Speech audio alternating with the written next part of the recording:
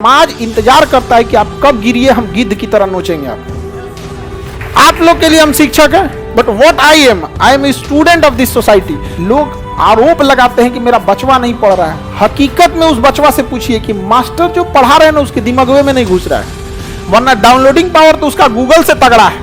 Class 9 से अपने छोटे भाई बहन को शांति से बैठने ही मत दीजिए।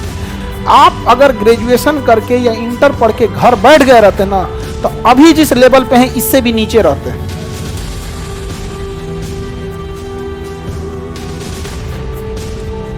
Who is Khan sir? Khan sir is a student of society.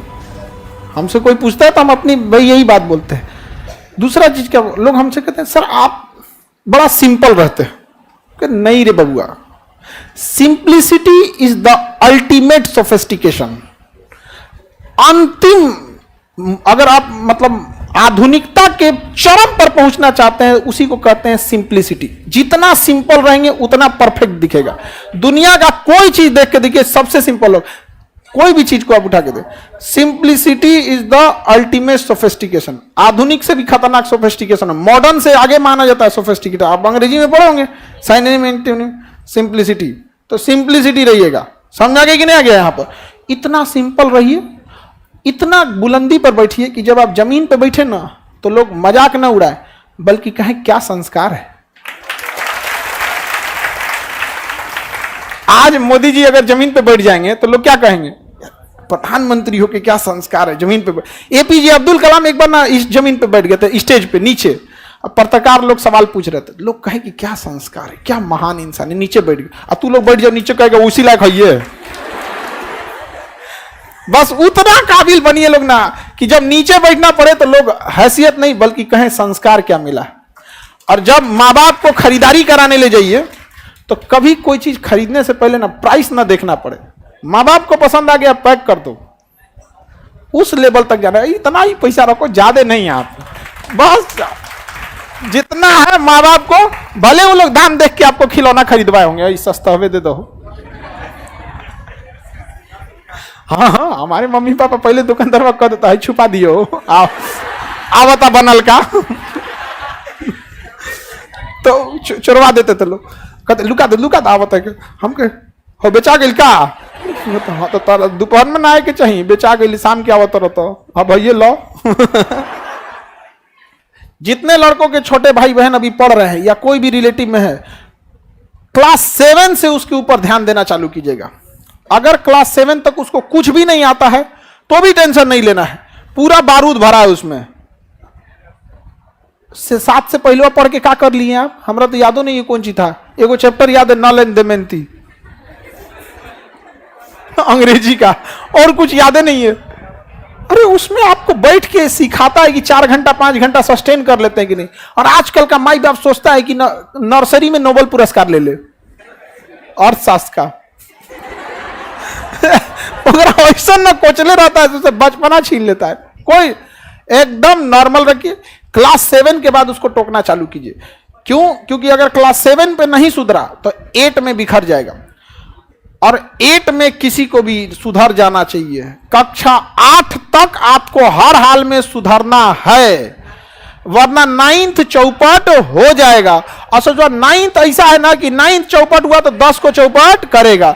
यानी ओवरऑल आपके लिए कहां से तैयारी करना है कि लड़का अगर क्लास 7 में भी है तो 50% भी मेहनत कर रहा है तो ठीक है, लेकिन जब क्लास 8 में गया तो अपना 70% फोकस करे। 70% समय पढ़ने में ना लगाए, मतलब जो टीचर बता रहे हैं उसको 70% कम से कम बुझा जाना चाहिए। समस्या ये नहीं है, लोग आरोप लगाते हैं कि मेरा बचवा नहीं पढ़ रहा है। हकीकत में उस बचवा से पूछिए कि मास्टर जो पढ़ा रहे हैं ना उसके दिमाग में नहीं घुस रहा है, वरना डाउनलोडिंग पावर तो उसका गूगल से तगड़ा है। अरे एक बार इंस्टॉल करके तो देखो, कभी डिलीटे नहीं मारेगा वो। यहाँ पर अब गलती हो जाता है, पगला रहा है वहां पर। हमसे, हम क्लास 7 की बात बता रहे हैं, हमसे एक मैडम थी जो स्कूल में तो मैडम ही लोग ज्यादा पढ़ते, उठो स्टैंड अप, बताओ व्हाट इज इंडिया, भारत क्या है। हम इंडिया इज ए कंट्री बोलना चाहिए, हम डरा गए। India is a good citizen Bharat एक अच्छा नागरिक है। बताओ ये कभी हो सकता है? हमें ये पता ही नहीं था कि सिटीजन मतलब क्या होता है। बस एक ही चीज का पता होता था कि इंडिया माने हमारा कंट्री, गुड माने बहुत अच्छा, इंडिया इज गुड सिटीजन। बस ओका लाल डस्टर जो होता है ना मिटाने वाला, ओका लकड़ी पीछा लगा होता, हाथवा उल्टा करके पढ़ता है तुम लोग, पढ़ता है तुम लोग यहाँ पे, हाँ? अब वही हम लोग बोलते पढ़ाती हैं आप लोग, तो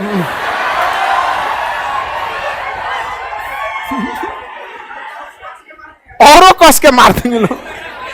अरे मत पूछिए आप।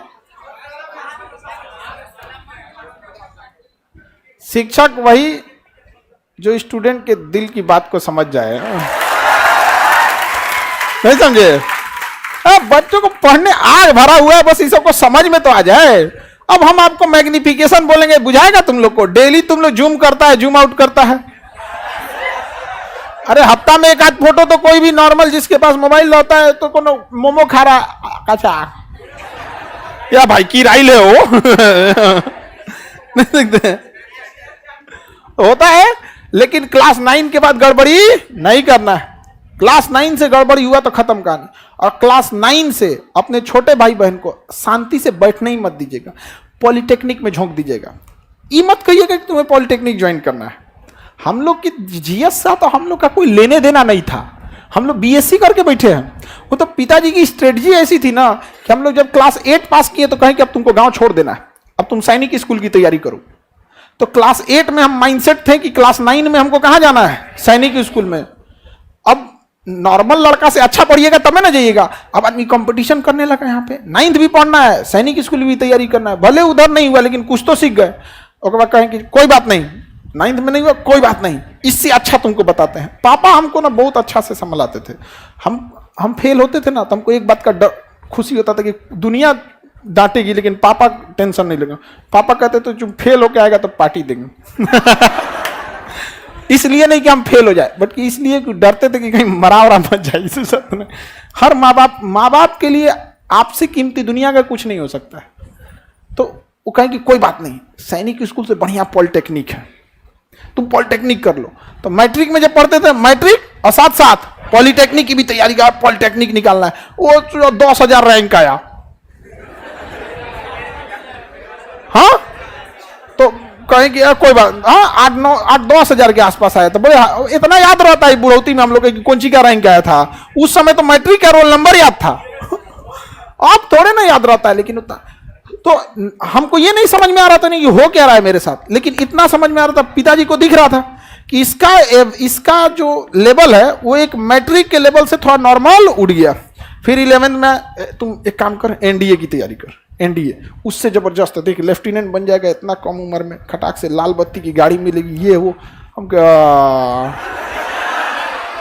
तो तैयारी कभी छोड़ना ही नहीं है। आप अगर ग्रेजुएशन करके या इंटर पढ़ के घर बैठ गए रहते ना तो अभी जिस लेवल पे हैं इससे भी नीचे रहते कि नहीं रहते। इसलिए तैयारी छोड़ना ही नहीं है। और हम लोग से कोई पूछता, हमसे एक आदमी पूछे कि सर आप अपना अभी के हिसाब से आप अपने आप को क्या समझते हैं? कहता I am a student of society, मैं इस समाज का एक विद्यार्थी हूं। आप लोग के लिए हम शिक्षक हैं, but what I am a student of this society. ये समाज हमको डेली कुछ ना कुछ सिखाता है कि समाज इंतजार करता है कि आप कब गिरिए, हम गिद्ध की तरह नोचेंगे आपको। समझ में आ गया कि नहीं है? हम हिंदुस्तान वाले अगर आगे ना भी बढ़े ना, शांति से टांग ना लड़ाए दूसरे के काम में ना, तो हिंदुस्तान में वो काबिलियत है 10 साल में इतना आगे निकल जाएगी कि अमेरिका, रूस, चाइना देखते रह जाएंगे। हम लोग परेशान किससे हैं? पैर खींचने वालों से, केकड़ा के बीच में नहीं, केकड़ा खींचते, परेशान है हम लोग यहाँ पर। आप असफल होंगे, आपका परिवार से ज्यादा पड़ोसी वाला रह गए, बार बार पूछते रहता है। इसलिए टेंशन नहीं लेना है, टेंशन फ्री पढ़ना है। समझ में आ गया कि नहीं आ गया? हम हर समय या तो आपको सफलता मिलेगी या तो अनुभव मिलेगा, एक्सपीरियंस या सक्सेस। और हमेशा याद रखिएगा, experience beats the knowledge. Experience हमेशा ना नॉलेज को पीछे कर दे। आईआईटी के इंजीनियर को बुला के लाइए, मिस्त्री को बुला के लाइए, खुलवाइए पंखवा, दाएं दाएं मार देगा, यहाँ टेस्टर लगाएगा, यहाँ पत्ती टेढ़ हो गया है, हवा नहीं दे रहा है वो अपन साइन थीटा कॉस थीटा करते रह जाएंगे। तो आपके पास क्या मिलेगा? एक्सपीरियंस।